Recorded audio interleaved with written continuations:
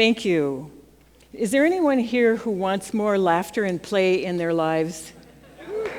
Well, you're in the right place, because what we're going to do here is look at how to explore your humor heritage and create your laughter legacy. And I like to tell a couple of stories from my humor heritage. When my son was young, I would keep Groucho glasses in the car. And on the way to Grandma's house, he would wear the Groucho glasses. And he entertained himself, but he also entertained people in the car next to us quite often. I'd have to pull up alongside a car, and he'd get their attention, and he would entertain them as well. And then one day he said to me, "Business people are too serious." And I said, "Well, I'm a business person." And he said, "You're a business person who does fun for a living." And my intention is that we all have more fun in our lives. And by the way, my son is in the audience, and you may not recognize him 30 plus years later, but here he is.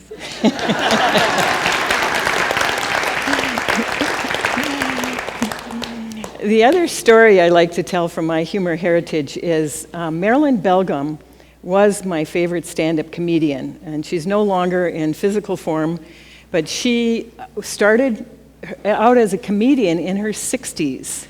I like to think of her as the Grandma Moses of humor.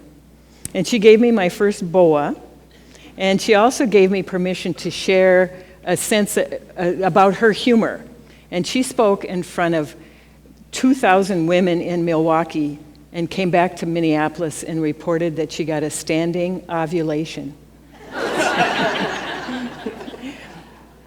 I assert that laughter and play are two of the most abundant renewable resources we underutilize. And why is that? You know, given all the benefits of humor, humor makes a difference. There's the healing power of humor, learning and creativity, enhancing relationships, reducing stress, increasing productivity. So given those benefits, why don't we have an abundance of laughter and play? And I believe that it has to do with things like some of the barriers include our judgmentalism, playing the right and wrong game, perfectionism. While I was working on this talk, I would catch myself wanting to make it perfect. And I lost my sense of humor in the process. So what I believe about those barriers is that underneath is fear. And where does the fear come from? And I like to encourage people to explore that background. What were messages you got that might be barriers to having more laughter and play? So for example, some people were told that they don't have a sense of humor. I mean, we have a tendency to give away our humor and expect other people to laugh at those same things, even if our lives are different. And I like to encourage people to find out what makes people laugh and then give them their humor. Another example is some people believe they can't tell a joke to save their life. But one of the things about jokes is that they're not all keepers. And Dr. Robert Provine says that only 10% of laughter comes from jokes. So I want us to pay attention to that other 90% sources of laughter and play. In my own informal research, I've asked hundreds of people, what makes you laugh? And the number one is the funny things children say. And one of my favorite stories is the mom driving the kindergarten carpool. So she had a car full of children.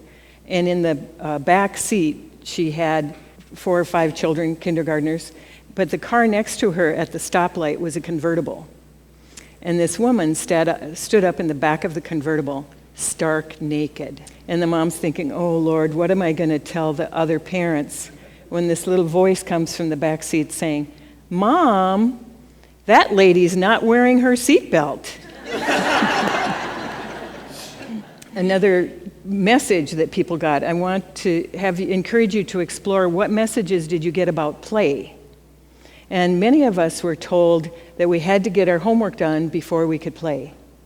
We had to get our chores done before we could play. And and I think those messages can sometimes get stuck in our consciousness. And then as adults, we can never get our homework done, so we don't get to play, right? Well, now you're going to have an opportunity to play.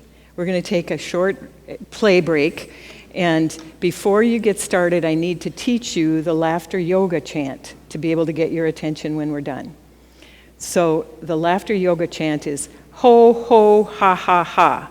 Repeat after me. Ho, ho, ha, ha, ha. And when you hear me chanting that, please join in the chant, and then we're going to have these beach balls. And so look around you, and there are some beach balls, and you're going to play the game of seeing how many you can keep off of the ground, involving as many people as possible. And the only rule is to have fun. So ready, set, go. You can stand. You can stand up.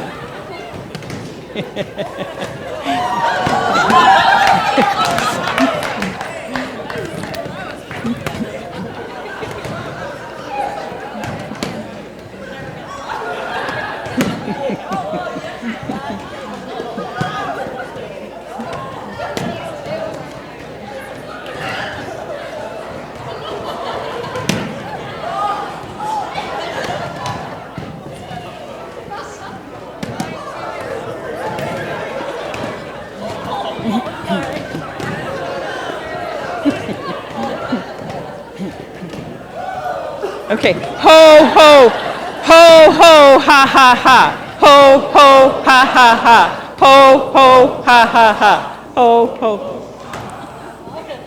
Thank you for being willing to play.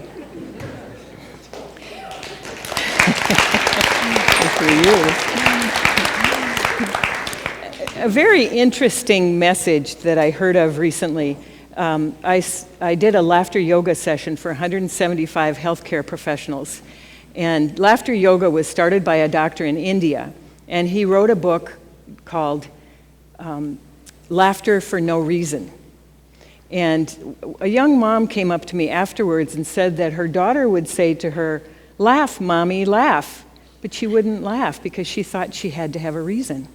I thought that was an interesting belief.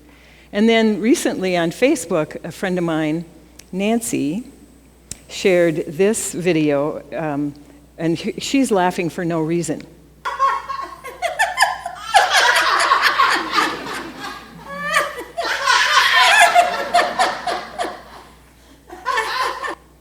So that Nancy's the great-grandma, and her great-granddaughter is Charlie. And Nancy said that Charlie now knows that she can start laughing and get other people to laugh for no reason. And so she's already, at 14 months, she's experiencing the joy of getting other people to laugh. Another way to explore your humor heritage is to recall early memories. And what message did you get there? Did anybody else get carried out of church? Am I the only one? Oh, yay, there's one or two out there, yay. This was just last week. No. I think I was 5 maybe, and who knows what I was doing, laughing or playing. Or anyway, my dad carried me out of church, and recently I heard about this little guy. The parents did everything to get him to settle down. He wouldn't settle down. Finally, the dad picks him up, and just before he gets out the door, the little guy says, "Pray for me, pray for me." So you may have an experience that is a barrier to your having more laughter and play, and maybe you can find a fun way to lighten up. It's no coincidence that I love to lead retreats on spirituality and humor, because I'm going to prove the connection. On a more positive note, people often ask me how I get started in the humor business, and I say 4th grade, because I would take the stories from Sharing Time and Telling Time and share them around the supper table. And I got positive attention. And like little Charlie, I experienced the joy of getting other people to laugh. I believe we also inherit a message from our parents. And it's a kind of a main message about life. And many of us who had Depression-era parents might have gotten the message that life is hard work or life is hard. And, I believe that was a message I got. And at first, I felt sorry for myself, getting stuck with that message. But then I realized that that's what got me where I am today. And now I know that I can also create life is a graceful, fun adventure. And when I forget that, a friend of mine gave me this easy button. That was easy. You might have seen that. Then I want to say more about laughter legacy. And one of the ways to work on your laughter legacy or play on your laughter legacy, I encourage people to collect the funny stories from within your family.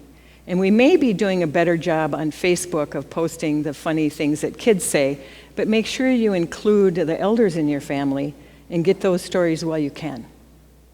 And also in communities that you're part of, workplace and communities. There was a daycare center in Northfield that posted one-liners on the bulletin board. The teachers and parents would put one-liners on the bulletin board of the funny things that children say. They got so many one-liners that they actually published 2 different books. And my favorite title is, I Have a Grandma Named Great. And my 3 favorite one-liners, this little 4-year-old girl says, if I have a baby, I hope it's just a doll. This other little kid said, I was scared out of my nitwits. But my favorite is the little guy who says, I think this pee in my pants is not mine. We start very young. I didn't do it. It's not my fault. I worked at a camp and conference center, and for one of the staff meetings, I invited people to bring something to share that was a reflection of their humor. It was the best staff meeting ever. We had someone who could cartoon, so he drew a cartoon on a flip chart. People told stories. One woman brought an umbrella as a reflection of her dry sense of humor. And the food service worked together and did food art, and they did caricatures of the various staff people. It was the best team building experience as well. On a more serious note, my friends Patty and Jerry Wetterling, to me, are role models for being able to turn a tragedy into an opportunity to make a difference for others. And their son Jacob was kidnapped over 25 years ago, and in the last year, his remains were recovered.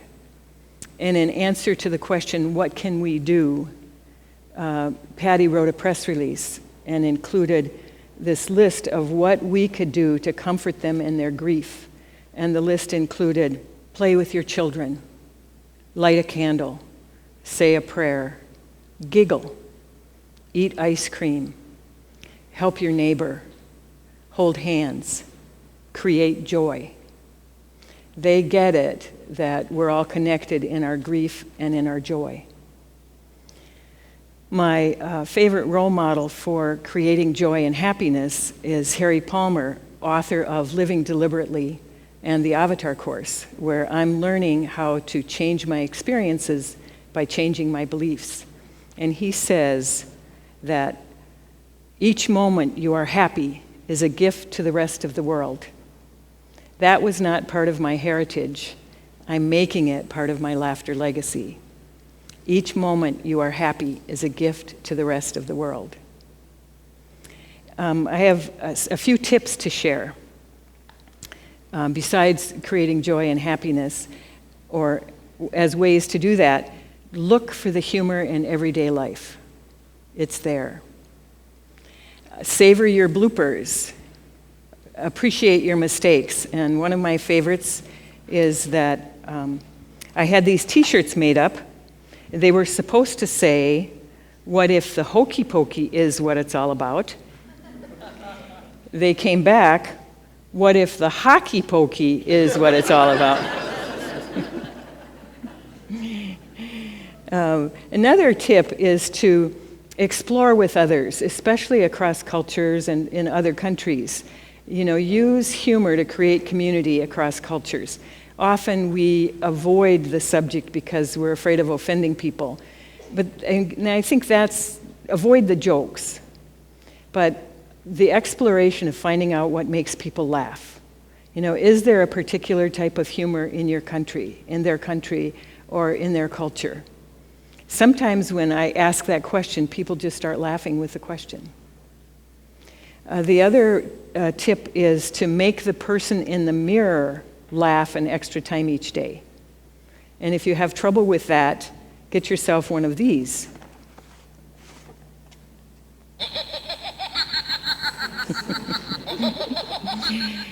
As you can see, I enjoy playing with props. And when I got started, I was too proper to be a prop person, but now I'm having fun. And finally, my final tip is get another person to laugh an extra time each day. Imagine if we all took that on. You know, what a happier world we would have. And I have one more blooper to share.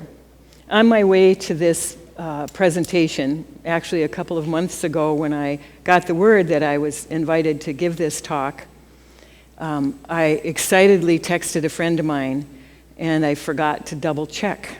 And autocorrect intervened. And the message she received was, "I got it. Scared shirtless." I want to leave you with a reflection on the connection between humor, humility, human. The root word is humus, of the earth. And what I've come to believe about who we are as human beings is that we all want to belong, we all want to contribute, we all want to laugh, play, and have fun, and we all want to love and be loved. And humor can make a difference for better or for worse. So I encourage us to, make our humor create that sense of belonging within our families, within our communities, our workplaces, and the greater global community. Let's have our humor be a contribution, increasing the amount of laughter and play on the planet. And let's have our humor be an expression of love. Thank you for being part of my laughter legacy.